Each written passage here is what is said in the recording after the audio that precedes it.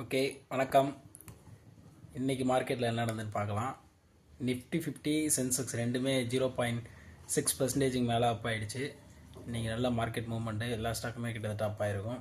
அப்புறம் எஃப்ஐஐடிஐ செல்லிங் பற்றி பார்க்கலாம். எஃப்ஐ வந்து 3700 கோடி கிட்டத்தட்ட செல்லிங் பண்ணியிருக்காங்க. அதே சமயம் 6700 கோடி பை பண்ணியிருக்காங்க டிஐஐ. நிஃப்டி 50 வந்து இந்த வருஷம் 10% ரிட்டர்ன் கொடுத்துருக்கு. ஆவரேஜாக 12%. இந்த வருஷம் அதை விட 2% கம்மினா கூட இவ்வளோ மார்க்கெட் வாலட்டிலையும் அது 10% ரிட்டர்ன் கொடுத்துருக்கு. கெய்னிங் செக்டார்னு பார்த்தீங்கன்னா ஸ்டீல் மெட்டல்லாம் எது கெயின் ஆச்சுன்னு பார்த்தீங்கன்னா, இந்தியா வந்து ஆன்டி டம்பிங் டியூட்டி போட்டிருக்காங்க மெட்டலுக்கு எதிராக. அப்படின்னா என்ன அர்த்தம்னா, ஃபாரின்லேருந்து நம்ம இம்போர்ட் பண்ணாங்கன்னா அந்த மெட்டலுக்கெல்லாம் 10% 12% வந்து இம்போர்ட் டியூட்டி போட்டிருக்காங்க. இது 3 வருஷத்துக்கு. இது வந்து இந்தியன் மெட்டல் செக்டாருக்கு வந்து ஒரு குட் நியூஸ்.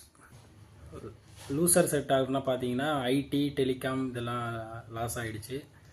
அதில் முக்கியமானது வந்து விஐயில் வந்து இன்றைக்கி டவுனு. என்னன்னு கேட்டிங்கன்னா, குட் நியூஸ் தான், இருந்தாலும் அப் ஆகிட்டு திரும்ப டவுன் ஆகிடுச்சு. இப்போ வந்து 87,000 கோடி ஏஜிஆர் டியூஸை வந்து ஒத்தி வச்சுருக்காங்க.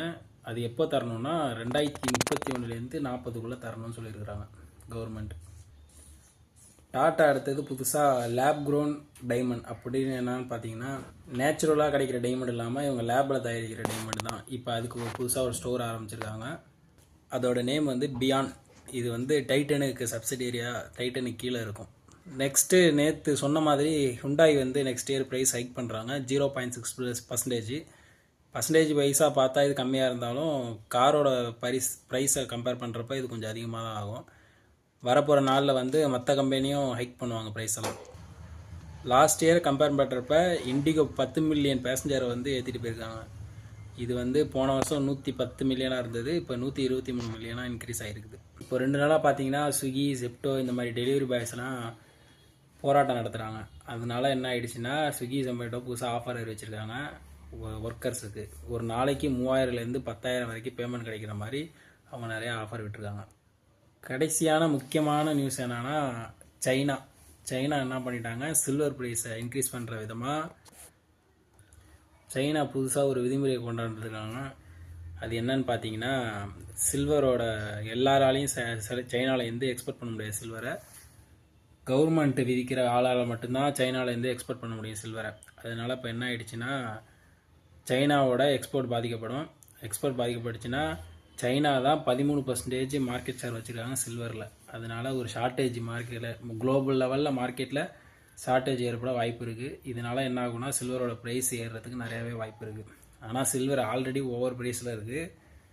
அதுவும் இல்லாமல் வேறு என்னென்ன பிரச்சனை நடக்குது பார்த்தீங்கன்னா, ட்ரம்ப்பு, ஜெலன்ஸ்கி, புட்டின் இவங்க 3 பேருக்கு இடையில் ஒரே பிரச்சனையாக இருக்குது. அதுவும் உக்ரைனுக்கும் ரஷ்யாவுக்கும் இடையில் நிறையா போர் நிறுத்தத்துக்கான நிறையா பேச்சுவார்த்தை நடந்துக்கிட்டு இருந்தது.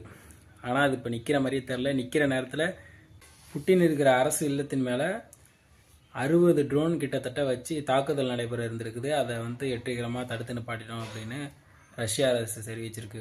இது திரும்ப போர் பதட்டத்தை ஏற்படுத்தியிருக்கு. இதனால் மார்க்கெட்டில் வாலட்டிலிட்டி அதிகமாக இருக்கும்.